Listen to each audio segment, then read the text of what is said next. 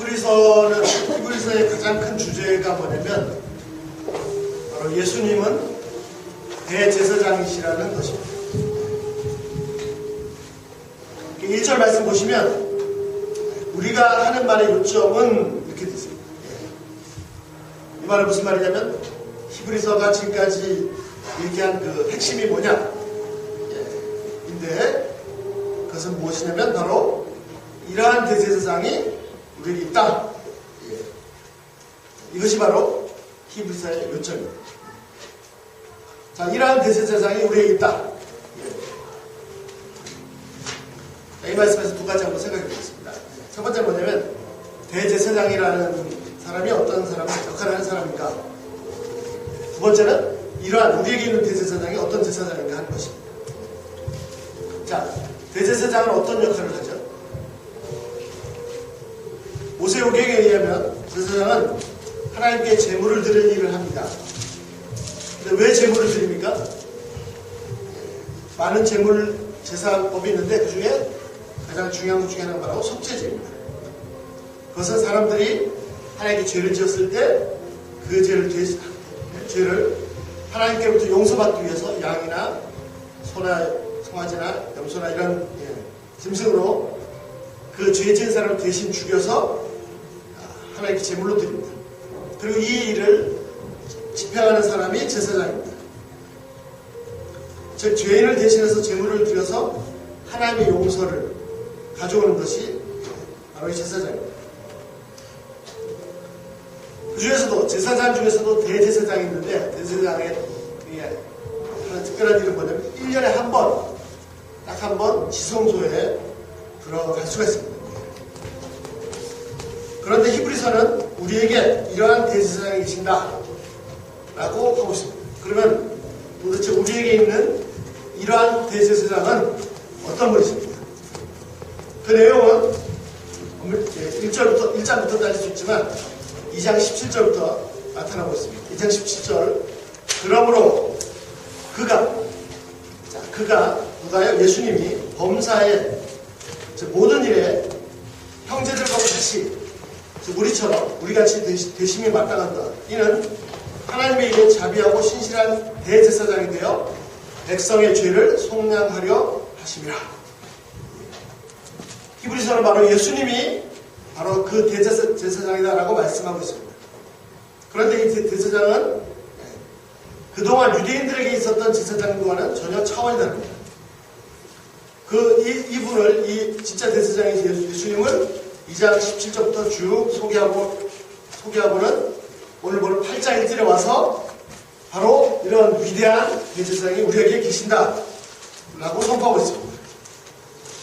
그 내용을 잠시만 몇 가지만 살펴보겠습니다. 첫 번째는 3장 1절부터 6절까지 보시면 모세가 있는데 모세는 이스라엘 민족에게는 정말 위대한 사람입니다. 우리 한민족에게 단군 같은 그 이상의 존재입니다. 그런데 그 모세가 아무리 위대하다 할지라도 모세는 하나님께 종으로 충성한 것이라면 예수님은 종이 아니라 하나님의 아들로 충성하신 것이다 라고 선포했습니다. 아마 유대인들한테는 충격적인 것이었습니다. 둘째 4장에 의하면 모세와 또 후계자 여호수아가 이스라엘 백성들을 안식 가나안 땅으로 들어가게 했는데 예수님은 가나안 땅이 아니라 진짜 안식에 들어가게 하셨다 라고 가르치고 있습니다. 4장 14절 그러므로 우리에게 큰 대제사장이 계시니 승천하시니 곧 하나님의 아들 예수시라. 우리가 믿는 도리를 굳게 잡을지어다. 세 번째, 이 대제사장은 다른 제사장들처럼 아론의 혈통을 따르는 것이 아니라 아론이 있기도 전, 태어나기도 전 그 조상 아브라함이 11조를 드렸던 근원을 알 수 없는, 그래서 마치 하나님과 방불했던 멜기세덱의 평강의 왕이요 의의 왕이신 멜기세덱의 계통을 따르는 영원한 대제사장이다라고 가르치고 있습니다. 그 내용이 바로 5장 6절에서부터 7장까지. 7장에 더 자세히 설명하고 있습니다. 네 번째는 예수님은 그동안 있었던 다른 제사장과 다르게 영원하신 대제사장이십니다. 7장 23절 24절 제사장 된 그들의 수요가 많은 것은 자 제사장들의 수요가 엄청나게 많습니다. 그 이유는 뭐냐면 죽음으로 말미암아 항상 잊지 못함이로되 24절 예수는 영원히 계심으로 그의 제사장 직분도 갈리지 아니하느니라. 예수님은 과거에 있었던 제사장들과 다르게 영원하신 제사장이십니다. 그러므로 그 직분이 넘어가지 않습니다. 다섯 번째 7장 25절 그러므로 자기를 즉 예수님 자신을 힘입어 하나님께 나아가는 자들을 온전히 구원할 수 있으니 이는 그 이유는 뭐냐면 그가 항상 살아계셔서 그들을 위하여 간구하십니다. 그렇습니다. 이 대제사장께서는 본인을 의지해서 예수님을 의지해서 하나님께 나아가는 자들을 완벽하게 구원하시는 제사장이십니다. 이분이 실제이십니다. 과거 아론의 계통의 제사장들과 그 예법들과 제사들과 제물들은 다 모형이고 그림자였습니다.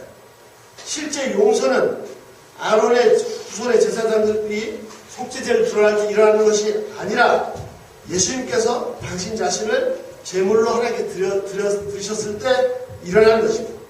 즉 모든 인류의 속죄가 일어나는 것입니다.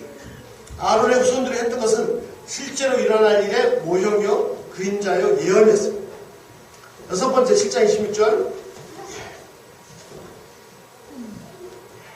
이 대제사장은 차원이 다릅니다. 이러한 대제사장은 자 우리에게 합당하니 첫 번째 거룩하고 두 번째 악이 없고 세 번째 더러움이 없고 네 번째 죄인에게 떠나 계시고 하늘보다 다섯 번째 높이 계신 자라. 일곱 번째 27절 그는 저 제사장들이 먼저 자기 죄를 위하고 그 백성의 죄를 위한 날마다 제사를 드린 것 같이 할 필요가 없으니 그렇습니다. 아론의 후손들은 먼저 자신의 죄를 해결하기 위하여 제사를 드린 다음에 그 다음에 백성들의 죄를 위하여 제사를 드렸습니다. 왜? 본인도 죄인이기 때문에. 또 날마다 제사를 드렸습니다. 왜? 불완전하기 때문입니다. 그러나 우리에게 계신 큰 대제사장은 본인을 위하여 제사를 드릴 필요가 전혀 없습니다. 왜? 전혀 흠없으신 완전하신 의인이시기 때문입니다.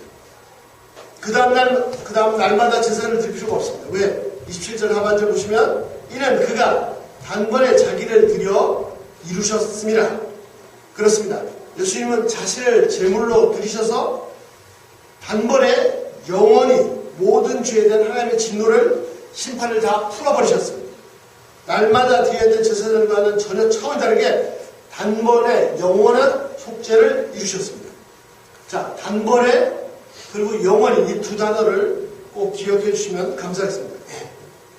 그 다음 여덟 번째 28절 율법은 자 율법은 약점을 가진 사람들 자 율법은 했을 때 여기서 율법은 십계명이나 무슨 계명을 얘기하는 것이 아닙니다. 여기서는 뭘 말하냐면 구역의 제사법 그 예법을 말합니다. 율법은 약점을 가진 사람들을 제사장으로 세웠거니와 그렇죠. 율법에 의하면 죄인들인 그 사람들이 제사장으로 세워졌죠.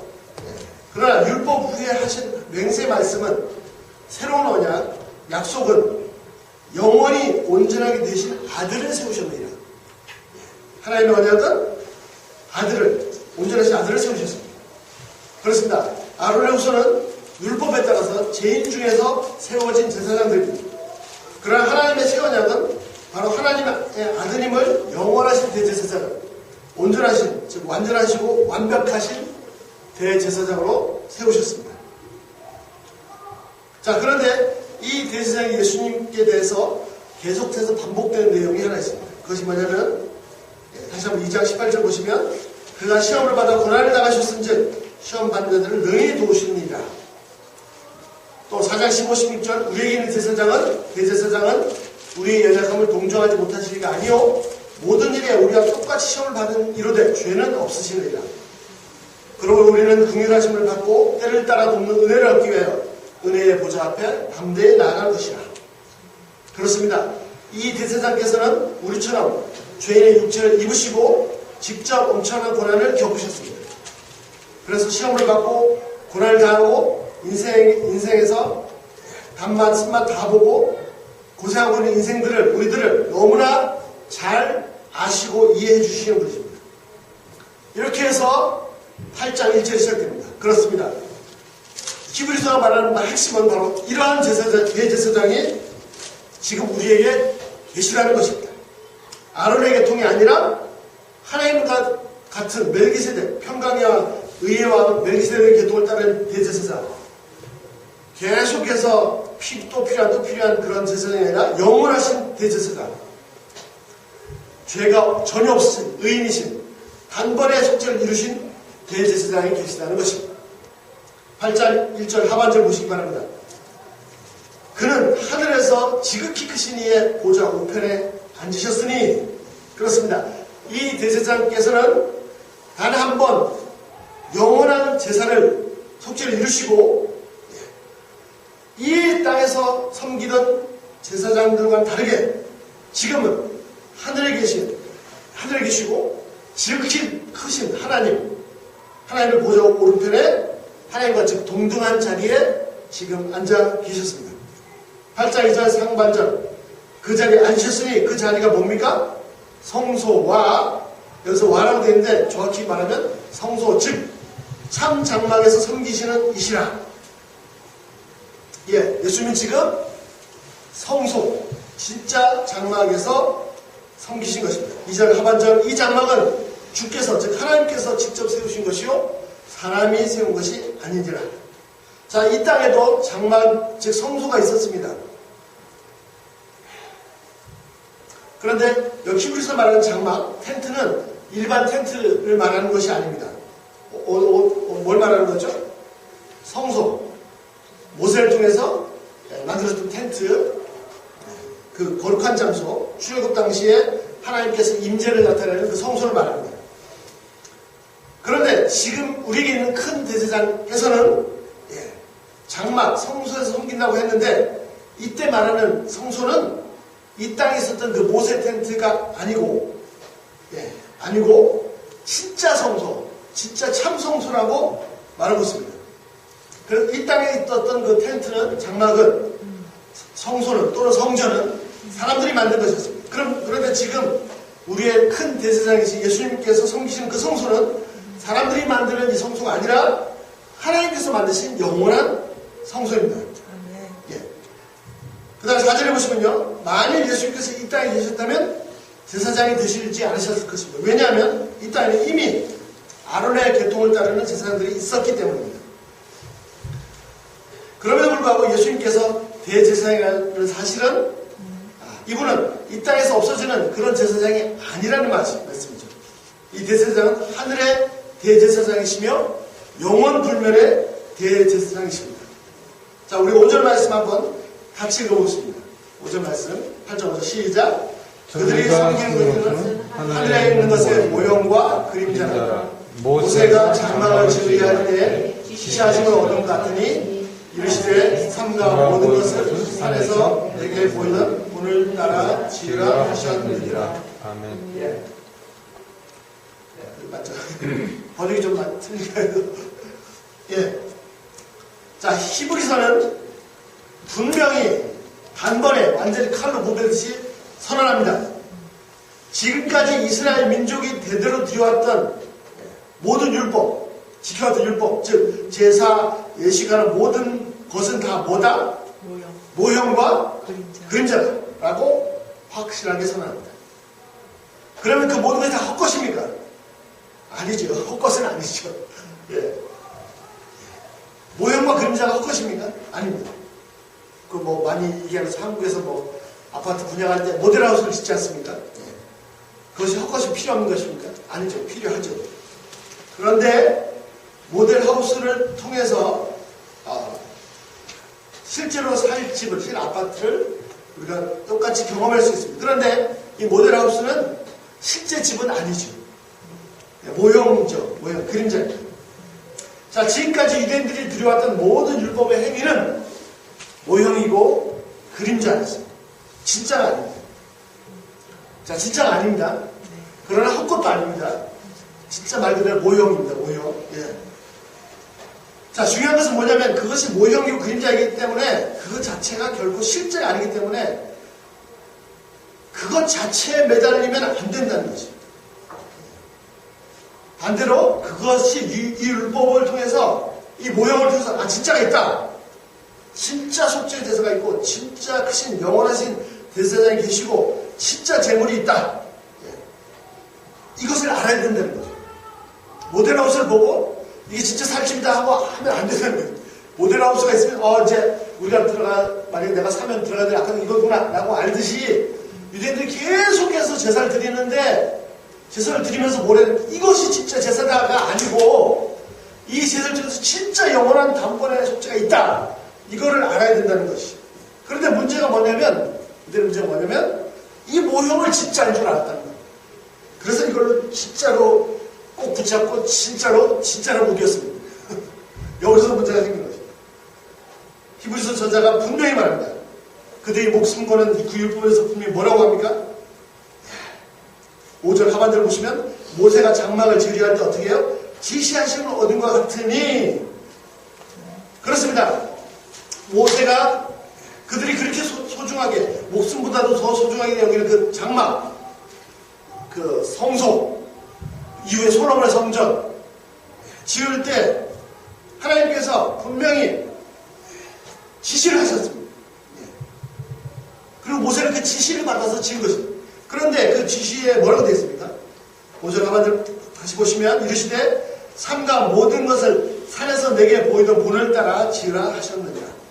출애굽기 25장 20절 말씀입니다. 그렇습니다. 모세가 산에서 하나님을 배웠을 때 하나님께서 보여주신 것이 있습니다. 그리고 하나님께서 보여주신 그것을 따라서 모세는 이 땅에 장막을 만든 것입니다. 그러므로 잘 보십시오. 이 땅에서 모세가 지시를 받아 만든 장막은 진짜가 아닙니다. 모형이고 그림자입니다. 진짜는 뭡니까? 모세가 산에서 본 거죠. 하나님께서 직접 보여주신 거죠. 자, 예수님께서 하나님 나라의 비유를 설명하시는데 어떻게 설명하시냐면 그 중에 하나가 뭐냐면 천국을 말씀하실 때 씨 뿌린 자의 비유를 말씀하십니다. 그러면은 왜 비유를 하십니까? 직접 얘기하면 도저히 사람들이 알아들을 수가 없기 때문에. 왜냐하면 경험도 없고 뭐 체계도 없고 전혀 그런 거기 때문에. 그래서 비유를 말씀하십니다. 그 씨 뿌린 자의 비유를 말씀합니다. 그런데 그 비유로 알고 천국을 캐치해야 되는데 비유를 그냥 그걸 진짜 천국이라고 생각을 하면 여기서 문제가 생깁니다. 문제가 심각해집니다. 만약에 씨 뿌리는 것이 천국의 비유인데 천국이다 라고 하면 어떻게 되죠? 다 농사지러 가겠죠. 왜냐하면 씨 뿌리는 게 천국이니까. 이런 사람은 병원에 보내죠. 자, 한국 마음이 있습니다. 한국 마음이 웬만한 나라의 총 화력보다도 더 세다고 합니다. 그래서 뭐 적을 무찌를 때 한국 마음이 가기도 하죠. 그런데 보통 사람들이 한국 마음을 직접 보거나 타볼 기회가 없죠. 그래서 모형을 만듭니다. 모형을 만듭니다. 그래서 그 모형을 보고 실제 한국 마음이 이럴 것이다 라고 알 수가 있습니다. 그런데 만약에 이 모형을 진짜로 생각을 하고 뭐 그런 사람도 없겠지만 무슨 테러 국가를 공격한다 그러면 하겠다 그러면 좀 정상이 아니죠. 자, 그런데 문제는 이렇게 심플한 것인데도 불구하고 유대인들한테는 이게 단순하지 않았습니다. 유대인들은 수백 년, 수천 년 동안 이 모형을 실제라고 주장해 왔습니다. 그들의 제사장은 진짜 큰 영원하신 대제사장의 모형입니다. 그들이 드렸던 제사는 예수님께서 십자가에서 드렸던 영원한 단번의 제사의 실제의 모형입니다. 그들이 드렸던 양과 염소와 송아지 제물들은 예수님께서 자신을 드렸던 그 드려진 자신 그 제물의 모형입니다. 그들이 들어갔던 성소 지성소는 예수님께서 하늘에 지금 섬기시는 지금 진짜 성소 참 성소 영원한 지성소의 모형입니다. 헛것도 아니지만 진짜도 아닙니다. 다만 모형입니다. 그런데 이 모형을 진짜라고 우겼고 지금도 진짜라고 우기고 있습니다. 여기서 문제가 생겼는데 뭐냐면 이것이 이렇게 할 때 이것이 사람을 얽어매는 율법이 되었습니다. 모형을 진짜라고 깨닫지 못하고 그 모형을 진짜라고 주장할 때 이것이 바로 율법이에요. 거기에는 자신뿐만 아니라 자기 자신뿐만 아니라 다른 사람들 다 얼고 매어버리는 거죠. 자유가 없습니다. 종로탑니다. 실제로 유대인들은 이 제사 드리는 것을 목숨보다 더 소중하게 합니다. 그러나 모형은 진짜 보면 다 필요가 없습니다. 쓰레기통에 폐기처분을 합니다. 아파트 분양 딱 끝나면 나무로 지었던 모델하우스 다 쳐버려버리죠. 다 몰아버립니다. 구약의 필요 없습니다. 다 폐기처분해야 됩니다. 그냥 놔두면 쓸데없이 장소만 차지하는 쓰레기입니다. 그 피해가 쓰레기 이상입니다. 우리에게는 진짜 대제사장이 계십니다. 모형들은 자신들도 죄인들이었습니다. 그러나 진짜 대제사장께서는 전혀 죄가 없으신 진짜 의인, 그래서 충분히 다른 모든 죄인들을 다 속하실 수 있는 진짜 제사장이십니다. 이분이 드렸던 제사는 진짜였습니다. 십자가에서 단번에 영원히, 단번에 영원히 속죄를 이루셨습니다. 과거 제사장들 그들이 드렸던 제사가 진짜가 아니라 모형입니다. 그렇기 때문에 계속해서 제사를 드려야 했습니다. 그런데 그들이 계속해서 제사를 드려야 할 때, 아까도 말씀드렸지만 분명히 알아야 됐던 건 뭐냐면 이것이 진짜가 아니고, 이것이 진짜 속죄 이루는 게 아니고 진짜 영원한 제사가 있다라고 이것을 얘기해야 되는 거였죠. 그런데 그들은 이 모형을 진짜로 주장했습니다. 손바닥 이만한 한국모형을 진짜로 우기면 안 되죠. 그걸 진짜 한국모형이 있다는 것을 그걸 가지고 뭐 적을 공격했다 이건 말이 안 됩니다. 그렇습니다. 지금까지 자신들이 드렸던 그 제사가 진짜 백성들의 죄를 속죄하는 것이 아니고 이제 진짜 한국모형, 진짜 제사가 있을 것인데 그 제사가 단번에 영원한 제사로 되어서 모든 백성, 모든 인류의 죄를 속죄를 이룰 것이다. 이것을 기억하고 제사를 드렸어야 한다는 것입니다.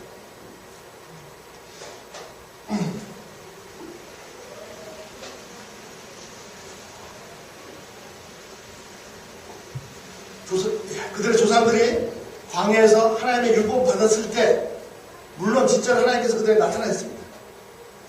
그러나 그들이 만든 모형은, 지성소는 진짜 하나님이 계신 것이 아니고 하나님 인재를 상징하시는 것이고 진짜 영원한 지성소를 상징하는 것입니다. 죄인들이 속죄제사를 드리고 예수님으로 말미암아 속죄제사를 드리고 하나님을 직접 대면한 지성소는 어디입니까? 세 가지입니다. 오늘 본문에 나온 것처럼 8장 1절, 2절에 나온 것처럼 어디요? 지금 현재 예수님께서 섬기고 계시는 참 장막, 하늘, 하나님 보좌 우편, 거기가 진짜 지성소입니다. 하나님 계신 곳입니다. 두 번째는 요한복음 2장 21절에 의하면 어떻게 해요? 예수님이 자신의 몸을 성전 삼으셨다고 했습니다. 어떻게 예수님의 몸이 성전이 되었습니까? 죄인들이 예수님의 육체 안에서 예수님의 육체로 말미암아 하나님을 만날 수 있는 장소가 됐습니다. 그래서 두 번째 성전은 바로 예수님 몸이십니다. 눈앞에 있는 그 성전이 헤롯 성전이 아니고. 세 번째는 뭐죠? 광야의 텐트나 솔로몬, 헤롯, 스룹바벨 성전이 다 모형일 뿐이고, 세 번째 성전은 뭐죠? 우리가 바로 하나님께서 성령으로 우리 안에 내재하시는 거하시는 성전이 되십니다. 이것이 진짜 성전입니다. 눈에 보이는 것이 진짜가 아니고. 이 모형을 눈에 보이는 것이 진짜로 주장하는 것이 율법입니다. 그리고 율법에 완전히 사로잡힌 자들이 어떻게 했습니까? 율법에 완전히 사로잡혀서 자신도 얼굴매이고 사람도 얼굴매일 뿐만 아니라 그들이 매일 섬긴다고 하는 그 하나님을 십자가에 못 박아 죽여버렸습니다. 우리는 더 이상 모형 안에 갇혀있지 않습니다. 우리에게는 진짜가 있습니다. 우리는 더 이상 율법 안에 있지 않습니다. 은혜 안에 있습니다. 그러므로 자유입니다. 방종이 아니라 자유입니다. 방종도 율법 안에 있는 것입니다. 율법 안에서 그 모형을 붙잡는 것이 율법주의라면 방종은 그 율법과 씨름하면서 부서뜨리는 것이 방종입니다. 우리는 율법의 요구를 버리지 않고 오히려 더 그 요구하는 이상으로 성취합니다. 또 그렇게 성취하는 것을 소원하고 기뻐하고 바랍니다. 때로는 성취하지 못해서 실패할 수도 있습니다. 그러나 자유합니다. 왜냐하면 이미 단 한 번에 영원히 드려진 제사로 말미암아 속죄가 다 이루어졌기 때문입니다. 그래서 자유합니다. 율법 안에서는 형식과 틀에 매인 가짜가 있습니다. 그러나 은혜 안에서는 진짜 속에는 율법 이상을 성취하는 자유와 기쁨이 있습니다. 율법 안에서는 경건과 거룩의 실제는 없고 모양만 있습니다. 구속과 얽어매는 것이 있습니다. 뭐 해야 안 돼, 이러면 안 돼. 그러나 은혜 안에는 진짜 경건과 거룩함을 덧입은 진짜 하나님의 의가 되신 예수님을 덧입는 자유와 환희와 축제가 있습니다. 율법은 자신들을 얽어맬 뿐 아니라 다른 사람까지 얽어맵니다. 그래서 정말 힘들고 비참합니다. 그러나 모형이 아닌 진짜는 은혜는 모든 사람들의 실수와 허물, 죄에 대해서 인내하며 관용하며 관대합니다. 그래서 은혜입니다. 그래서 감격이 있습니다. 이 모형이, 이 가짜가, 이 율법이 결국은 예수님을 그들이 수천 년 수백 년 동안 섬겼다고 하는 그 하나님을, 그들이 직접 찾아오신 하나님을 십자가에 못 박았습니다. 지금도 우리도 마찬가지입니다. 나도 마찬가지, 저도 마찬가지. 율법 안에 있게 되면 사람들은 계속해서 예수님을 십자가에 못 박고 있습니다. 무슨 말입니까?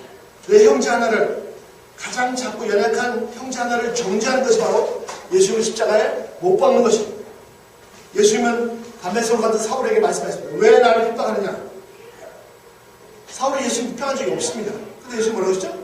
왜 나를 핍박하느냐?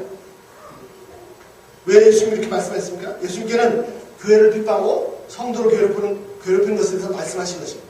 그것이 바로 예수님이 핍박하는 것입니다. 아니 그 이상입니다. 여러분, 내 자식을 괴롭히는 것은 나를 괴롭히는 것보다 더 괴롭습니다. 그런데 요즘 소위 크리스찬이 하는 사람들이 정말 겁이 없습니다. 작은 사람, 작은 형제를 하나님께 상처 주는 것을 아주 쉽게 생각합니다. 교회에서 사람 내쫓는 것을 아주 쉽게 생각합니다. 자신들이 지금 무슨 짓을 하고 있는지 모르는 거죠. 진짜 하나님의 용서를 경험하는 사람이라면 그럴 수가 없습니다. 남이가 아니고 제가 그랬던 거죠. 예, 저도 정말 쉽게 정죄를 많이 합니다. 예.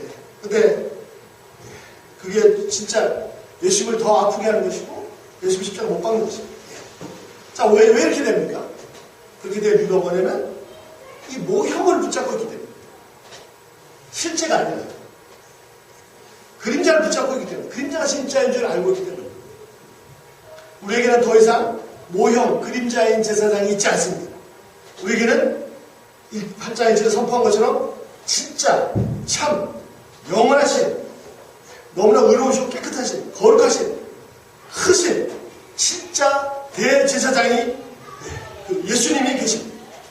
그분은 그 어떤 정죄도, 심지어는 하나님의 거룩하신 심판과 공의로운 저주까지도 다 막으셨습니다. 다 막으셨습니다. 이제는 더 이상 모형, 그림자 지성소, 모형 성전에 우리가 들어가 있는 것이 아닙니다. 우리는 진짜 성소, 영원하신 성소이신 예수님만이 있고, 또 장차 하나님 보좌 앞에, 지극히 크신 분 앞에 진짜 모델이 아니라 진짜 지성소에 들어가게 될 것입니다.